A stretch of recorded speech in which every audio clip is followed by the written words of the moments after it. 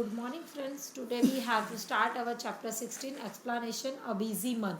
busy month यानी ऐसा महीना जिसमें पूरे ही हम व्यस्त रहते हैं, हम फ्री नहीं हो पाते, ऐसा यहाँ पर बताया है। वो शायद हमारे लिए हो या शायद बर्ड्स के लिए हो। बाल मंदिर भावनगर 13 अप्रैल 1936 को ये एक लेटर लिखाया है और ये भावनगर भेजा जा रहा है। Dear children, It is 3 o'clock in the afternoon. Bhavnagar ये भेजा है चिल्ड्रन लिख के 13 अप्रैल को 1936 को, और बच्चों को बोला जा रहा है कि अभी दोपहर के 3 बजे है। There are no clouds in the sky, अभी आकाश में कोई भी बादल नहीं है। The sun is burning hot, धूप एकदम तेज लग रही है, यानी समर का टाइम है। The sparrows, doves and sun birds have started working in pairs as they prepare to make their nest. Sparrow है, डव यानी भी कबूतर ही होता है, और पिजन यानी भी कबूतर होता है। सनबर्ड यानी सनबर्ड ही बोला जाता है उसको। और ये अपने पेयर्स यानी मेल और फीमेल दोनों पेयर्स बोलते हैं उसमें। मेल यानी मादा कबूतर और मेल कबूतर, नर कबूतर, ये दोनों जोड़ी से काम कर रहे हैं नेस्ट बनाने का, यानी उनका घोंसला बनाने का काम कर रहे हैं। Some of the birds have already made their nest, कुछ बर्ड्स ने तो पहले ही अपना माला यानी घोंसला बना दिया है। In some of the nest the eggs have hatched, किसी नेस्ट यानी किसी घोंसले में अंडे दिए हुए हैं, वो अंडे हैच यानी पककर उसमें से बच्चे बाहर आ चुके हैं। हैच होना यानी बच्चे अंडे में से बाहर आ जाते हैं। The parent birds are busy feeding the chicks with different kinds of insects and other things. कुछ पेरेंट्स बर्ड्स यानी जो होता है, क्योंकि मेल बर्ड्स होता है वो खाना लेने बाहर जाता है, और फीमेल जो बर्ड होती है वो उन बच्चों का घोंसले में बैठकर ही ध्यान रखती है। तो जो पेरेंट बर्ड है वो अभी खाना लेकर आए और अपने बच्चों को खाना खिलाते हैं। अब उनके तो हाथ होते नहीं है तो वो हाथ से खाना खिलाएंगे, तो वो लोग अपनी जो बीक होती है, चोंच, जिससे वो अपने बच्चों के मुंह में खाना डालते हैं और उन्हें फ्लैटजिंग यानी खाना खिला रहे हैं। In our courtyard also there is a baby dove. यहाँ पर वो लोग जिसने ये लिखा है ये लेटर, वो बोल रहे हैं कि हमारे कटयार्ड यानी हमारे बाहर जो आंगन है वहाँ पर एक छोटा सा डव का बच्चा भी है। There is another egg in the nest but it has not hatched yet, और वहीं पर एक ट्री के ऊपर घोंसला बना हुआ है, उसमें अंडे हैं, वो अभी तक पका हुआ नहीं है, यानी उसमें से अभी चिक बाहर नहीं आया है, वो अभी अंडा पकना बाकी है। Then we have to on our next page. On the way to Gopal Bhai's house, there are many stones along the roadside. Gopal भाई के घर जाने का जो रास्ता है वहाँ पर की बात कर रहे हैं वो, कि वहाँ पर रास्ते पर बहुत सारे पत्थर पड़े हुए हैं। In the space between these stones, an Indian robin has laid his eggs. यहाँ पर ये जो पत्थर है, तो पत्थर एक जैसे गोल नहीं होते हैं, कोई छोटा होता है, कोई बड़ा होता है, कोई आड़ा होता है, कोई ऐसे, यानी शेप्स अलग अलग होते हैं। तो ये पत्थर के जो एक के ऊपर एक पत्थर का स्टोन का हिप लगा हुआ है, ढगला लगा हुआ है, तो इसके बीच बीच में गैप होती है, गैप यानी जगह होती है। तो इन जगह के बीच में रॉबिन बर्ड ने अपने अंडे दिए हैं। तो ये रॉबिन बर्ड ये एक चिड़िया ही है जो दूर देशों में पाई जाती है। श्रीलंका पाकिस्तान के बॉर्डर पर ज़्यादा देखने मिलती है। आई लुक्ड थ्रू द एक लाइन मिसिंग हो गई। बच्चू भाई शोड इट टू मी। यहाँ पे बोल रहा है कि बच्चू भाई ने मुझे दिखाया था कि भाई यहाँ पर रॉबिन बर्ड के अंडे रखे हुए हैं और यहाँ पर रॉबिन बर्ड रहता है और बर्ड्स रहती है। I looked through the binoculars. अब वो क्या बोल रहा है कि मैंने बाइनोकुलर्स यानी दूरबीन से उन्हें देखा था। अब क्योंकि स्टोन के बीच में है, रोड के उस साइड है, तो मैंने अपने बाइनोकुलर से दूर की चीज़ें हमें पास में दिखाई देती है बाइनोकुलर से और बड़ी दिखाई देती है। तो उन्होंने बाइनोकुलर से वो रॉबिन के अंडे देखे थे। I saw that the nest was made of grass. तो अब उसने जो बाइनोकुलर से देखा तो उसमें नेस्ट बना हुआ है, घोंसला बना है। उस घोंसले के अंदर रॉबिन बर्ड ने अपने अंडे रखे हुए हैं। और ये जो नेस्ट बना है घोंसला, वो घोंसला घास का बना हुआ है। On top there were soft twigs, roots, wool, hair and cotton wool. अब उस घोंसले में नीचे पूरी घास है और उसके ऊपर छोटे छोटे का कॉटन यानी कपास उसके टुकड़े, वुल यानी जो ऊन बोलते हैं ना उसके बाल, और जो नरम नरम जड़ें हैं वो, ये सब चीज़ों से उसने नरम नरम चीज़ें ऊपर रखी हुई है। और कड़क कड़क घास जो होती है ना एकदम स्ट्रॉन्ग हार्ड, उसे नीचे भी है। This is how the robin make its nest. इस तरह से उसने अपना घोंसला बनाया है। What a soft and cosy home for its chick. उसने अपना घोंसला बच्चों के लिए कैसा बनाया, एकदम नरम, ताकि उसके बच्चों को घास चुभे नहीं, अंडों में भी प्रॉब्लम ना हुए, ताकि कड़क कड़क अंडों को वो अगर घास चुभ जाए या उसका कोई स्ट्रॉन्ग लकड़ी लग जाए तो वो अंडे टूट सकते हैं। इसलिए वो ऊपर सॉफ्ट रखते हैं, पतले पतले कॉटन के कपड़े या कपड़ों के टुकड़े या फिर बाल या फिर छोटे छोटे वुलन के टुकड़े, ताकि वो ऊपर तक लकड़ियाँ बकड़ियाँ अंडों को लगे नहीं और घोंसला एकदम सॉफ्ट सॉफ्ट लगे। The robin is not like the crow.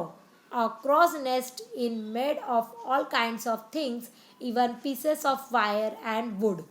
अब यहाँ पर रॉबिन बर्ड का जो घोंसला बोला है वो क्रॉ के घोंसले जैसा नहीं होता, क्योंकि क्रॉ अपने घोंसले में वायर के टुकड़े भी लाता है, लकड़ी के टुकड़े भी लाता है। उसका घर थोड़ा स्ट्रॉन्ग और मडी होता है, मटमैला सा, एकदम देखने में गंदा लगता है, नीट एंड क्लीन नहीं होता। बाकी बर्ड्स का घोंसला थोड़ा अच्छा होता है, इसलिए यहाँ पर रॉबिन बर्ड का घोंसला क्रॉ के घोंसले से अलग बताया गया।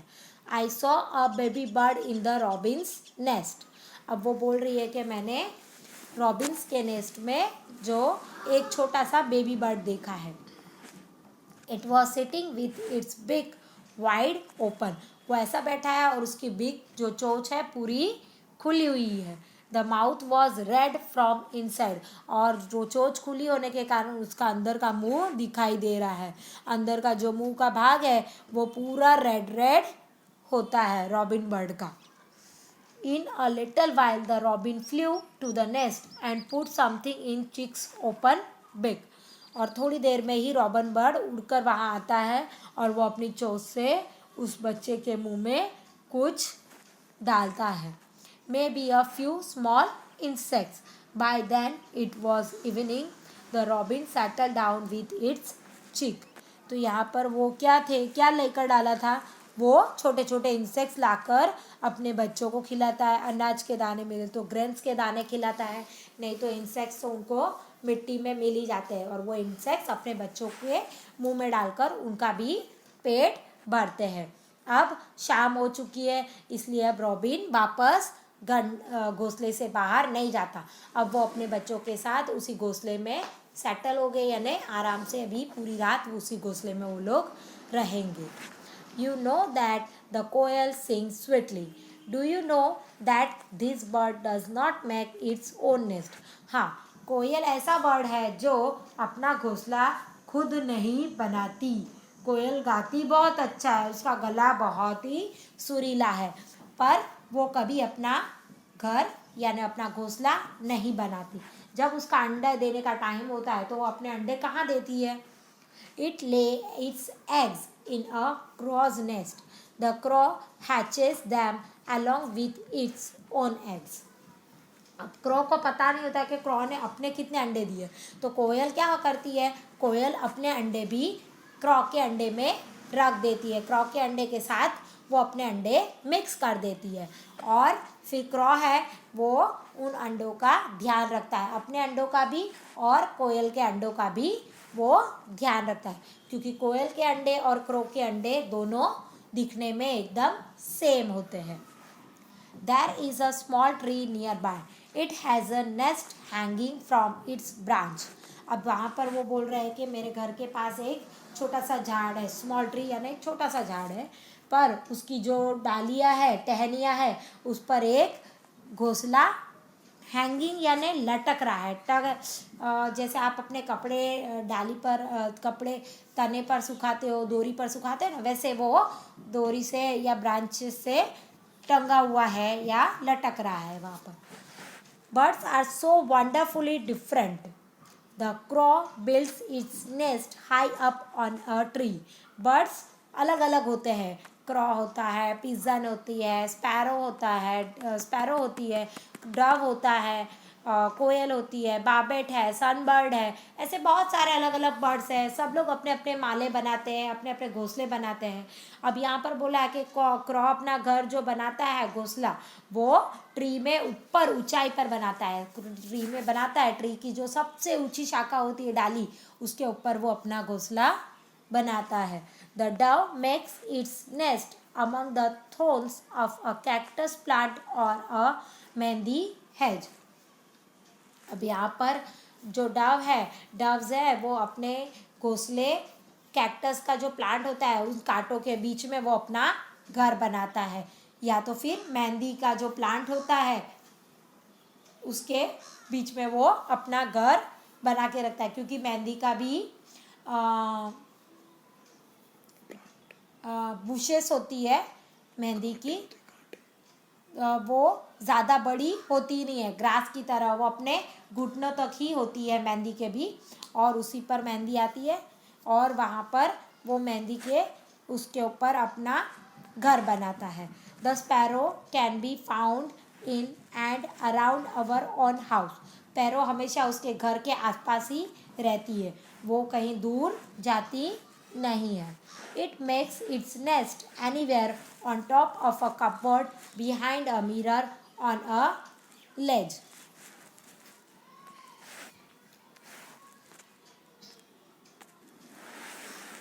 तो यहाँ पर ये जो स्पैरो है वो अपना घर माले में, छत्ते पे, यानी हमारे घर के कपबोर्ड पर, या कोई मिरर रहो उसके पीछे जगह दिखती हो तो उसके पीछे, जो विंडो होती है उसकी सीलिंग पर, या फिर एसी के पीछे अगर कोई जगह होती है जो बाहर लगा होता है ना एसी का, उसके पीछे, यहाँ ऐसी जगह देखकर वो अपना घोंसला बनाती है। Dove, then we have to move on our next page. On dove also make their nest like this. Dove यानी कबूतर, पिजन जो है वो भी इसी तरह बिल्डिंग की सीलिंग पर, खिड़कियों के ऊपर जो सीलिंग लगाई होती है ना उसके ऊपर वो अपने घोंसले बनाते हैं। Often they make nest in old और डेजर्टेड बिल्डिंग। तो ये लोग जो अपने घर बनाते हैं वो पुरानी बिल्डिंग्स में ज़्यादा बनाते हैं। जहाँ पर पुरानी बिल्डिंग्स होती है तो वहाँ पर ज़्यादा थोड़ा जगह और स्पेस होती है, और ऐसी स्पेस में वो जल्दी इतने लोग रहते नहीं हैं, वहाँ से खाली कर करके चले जाते हैं, तो उनके घर के अंदर जो जगह मिलती है आने जाने के लिए, तो वहाँ पर भी वो लोग अपना घोंसला बना देते हैं। द बाबेट और copper Smith bird can be heard in the summer with its टक टक टक कॉल। अब यहाँ पर बारबेट ये एक भी चिड़िया बताई हुई है, ये अपना जो घोंसला बनाती है और ये भी समर में ही हमें दिखाई देती है और सुनाई देती है, क्योंकि वो समर में टिक टुक टुक टुक आवाज़ करती है, उसके आवाज़ से हमें ये पता चलता है कि भाई ये बारबेट बर्ड बता रहा है। It makes its nest in a hole in a tree trunk. जो ट्री होता है उसके ट्रंक में, यानी जो ब्राउनिश पार्ट होता है, ब्राउन एकदम स्ट्रॉन्ग पार्ट होता है, ये वुड पैकर की तरह उस ट्री ट्रंक पे खड्डा करके, हॉल करके, छेद करके उसी में अपना घर बनाकर रहती है। And the tailor bird uses its sharp beak to stitch together two leaves on a bush. अब यहाँ पर जो टैलर बर्ड है, दर्जीला, वो पत्तियाँ सीकर अपना माला बनाता है। उसका माला बहुत ही सुंदर होता है, क्योंकि वो पत्तियों को सिल कर उसका पूरा घोंसला बनाता है। बुश यानी ज़्यादा ऊंचे ऊंचे झाड़ पर नहीं बनाते, वो लोग नीचे जो लताएं और वेल की तरह उतने जो झाड़ होता है उतनों पर ही वो उस पर अपना घोंसला बनाते हैं. It lays its eggs in the fold of the leaf that it has made. This is its nest. अब वो लीफ का जो हम लोग बोलते हैं ना, लीफ का जो आपको गोल बाउल दिखता है वो बाउल की तरह होता है. उस बाउल में ही उसको आपको उसका घोंसला दिखाई देगा और उस घोंसले में वो लीफ के बीचों बीच अपना अंडा रखती है. The sunbird makes a nest that hangs from the branch of a small tree or a bush. अब ये सनबर्ड है, ये भी एक बर्ड्स है. ये अलग अलग टाइप्स के बर्ड्स हैं. हमें सुनने में अजीब लग रहे होंगे क्योंकि हमने कभी ये नाम सुने नहीं है, पर ये बर्ड्स होते हैं और ये भी छोटे छोटे ट्रीज पर अपना घर लटकाते हैं और उसी पे वो लोग रहते हैं. The same evening we saw a sunbird's nest.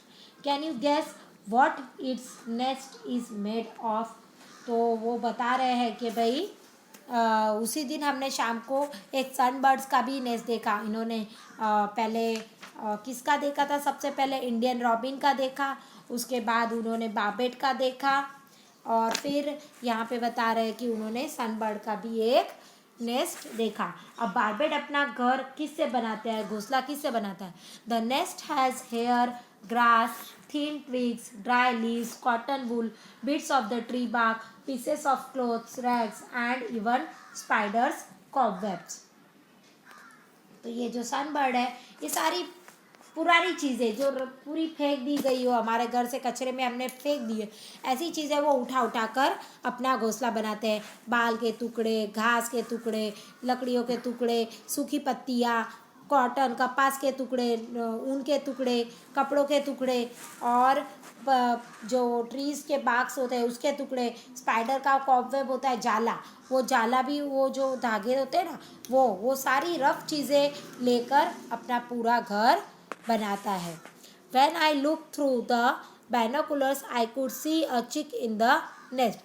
जब उन्होंने देखा बाइनोकुलर से तो उस सनबर्ड के अंदर भी सनबर्ड के घोंसले में भी एक चिक दिखाई दे रहा था उनको. चिक यानी छोटा सा सनबर्ड का बच्चा. It was sitting near the small opening in the nest. अब वो यहाँ पर बता रहे हैं कि भाई उसका जहाँ निकलने का जो दरवाज़ा होता है ना घर का, जैसे हम लोग घर के बाहर निकलने के लिए दरवाज़ा होता है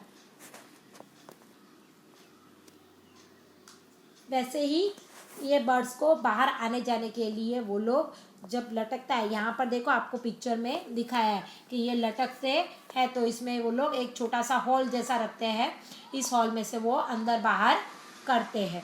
तो वैसे ही उसमें से वो अंदर आते हैं और बाहर भी जाते हैं और वो बच्चा उसी हॉल के ओपनिंग पर दिखाई दे रहा है. It was waiting for its mother to bring some food. वो उसकी मम्मा का वेट कर रहा है ताकि उसकी मम्मा आए और उसे खाना खिलाए, क्योंकि उसकी मम्मा क्या लेने गई है, फूड लेने गई है और वो फूड लेकर आएगी तब वो अपने बच्चे को फूड या खाना खिलाएगी. What else can it do, just eat and sleep. उसके अलावा हम क्या करते हैं, खाना खाते हैं और सो जाते हैं. वो बच्चे भी वही करते हैं कि खाना खाते हैं और सो जाते हैं. यहाँ पर आपको पिक्चर में वीवर बर्ड का, सुगरी का माला दिखा है. सुगरी का बर्ड का जो माला है वो धागे से और टहनियों से और ये सब चीज़ों से गूंथा हुआ है और वो इतना सुंदर माला बनाती है. इसका माला आपको दिख रहा है कि कितना ब्यूटीफुल दिखाई दे रहा है. Then we have to move on our next page. All birds are so busy these days. Making a nest and laying the eggs is only the first step. सब बर्ड्स अभी बिजी है यानी व्यस्त है. कुछ नेस्ट बना रहे हैं तो कुछ अंडे हैं जो अंडे दे रहे हैं, कुछ अपने अंडों को संभालने में बिजी है. तो ये पूरा महीना वो लोग बिजी ही रहते हैं. It is a difficult task to raise the young ones in the nest which has been made with so much effort. ये बर्ड्स को बहुत ही तकलीफ होती है अपने बच्चों को संभाल कर बड़ा करना है. अंडों में से बच्चे बाहर आते हैं, इन बच्चों को संभाल कर बड़ा करना है. ये एक रिस्पॉन्सिबिलिटी का काम होता है जो बर्ड्स पूरा ईमानदारी से अपने बच्चों को संभाल कर पूरा करते हैं। Birds have many enemies, human beings and other animals too. Birds के भी बहुत सारे दुश्मन होते हैं। जैसे आप लोग बोलते हैं हमारे दुश्मन है, हमारे दुश्मन है, आप तो खुद दुश्मन बनाते हैं, पर बर्ड्स तो किसी को दुश्मन नहीं बनाता है तो भी उसके दुश्मन होते हैं। सबसे पहले दुश्मन तो हम लोग ही है। हम लोग बर्ड्स को पकड़ कर अपने घर पे लेकर आते हैं, पिंजरे में रखते हैं और कुछ बर्ड्स को मार देते हैं, कुछ बर्ड्स के अंडे ले लेते हैं और उसे खा लेते हैं। इस तरह से बर्ड्स के दुश्मन सबसे पहले कौन है? हम लोग हैं। उसके अलावा कुछ एनिमल्स भी है, जैसे स्नैक झाड़ पे ही रहता है और उस झाड़ पे अगर कोई घोंसला रहा तो वो उसे उसके अंडे वो खुद ही खा जाता है। कैट आती है तो कैट भी अगर अंडे देखती है तो खा जाती है। तो ये हम लोग बोलते हैं तो ये बर्ड्स के दुश्मन है। Crows and squirrels, cats and rats, all of them wait for a chance to steal the eggs. Crow और स्क्विरल भी अंडे खा जाते हैं दूसरे बर्ड्स के। कैट्स तो खाते ही है, रेड्स भी खाते हैं। Many times they even break the nest. Cat तो ऐसा है कि बहुत बार घोंसले को भी पूरी तरह से तोड़ देती है। To keep oneself safe from danger, to find food, make a nest, hatch the eggs and raise the chicks safely, all these are test for every bird. अब इनके लिए बहुत खतरा होता है बर्ड्स के लिए। झाड़ पर होता है फिर भी कैट झाड़ पर चढ़ जाती है, रेड चढ़ जाता है और उनके लिए तो ये सारी फैसिलिटीज़ होती नहीं है कि भाई दरवाज़ा लगा दिया, कोई अंदर आएगा नहीं, खिड़की विंडो नहीं होती है। तो फिर इन सब का सामना करके अपने बच्चों को बड़ा करना, इन खतरों से अपने बच्चों को बचाना, उनको खाना ढूंढ के लाना, घोंसला खुद बनाना और अपने बच्चों को सेफली बड़ा करना, ये उनके लिए एक टेस्ट के जैसा ही होता है। However, the birds still sing with joy and spread their wings and fly freely. इन सब मुश्किलों के बाद भी बर्ड्स आज़ादी से घूमता है और गाने गाता है और हवा में उड़ते उड़ते एंजॉय करते रहता है। So that is all for now. सलाम, ब्लेसिंग फॉर योर गिज्जू भाई। तो यहाँ पर वो बता रहा है कि भाई सलाम। अभी यहाँ पर मैं अपना लेटर फिनिश करता हूँ। मैंने बर्ड्स के बारे में आपको बहुत सारी इन्फॉर्मेशन दी है और वो गिज्जू भाई अपना लेटर यहाँ पर फिनिश कर रहा है। How many years ago did Gijju bhai write this letter. अब राइट दिस लेटर यहाँ पर वो गिज्जू भाई ने लेटर तकरीबन से तकरीबन कब लिखा है?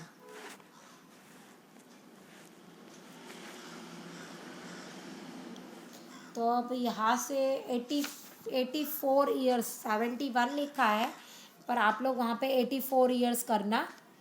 It letters about 81 years ago, क्योंकि अभी 2020 के हिसाब से हम लोग देख रहे हैं तो 81 ईयर्स एगो लिख देना है इसको।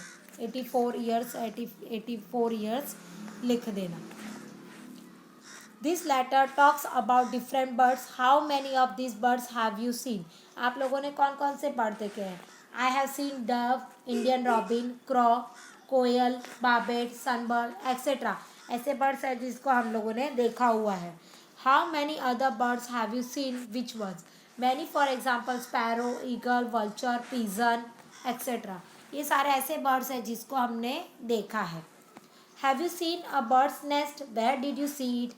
Yes, I have seen a bird's nest on the branch of a tree.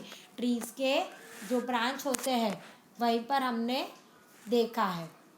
Okay, then we have to complete our chapter in next video.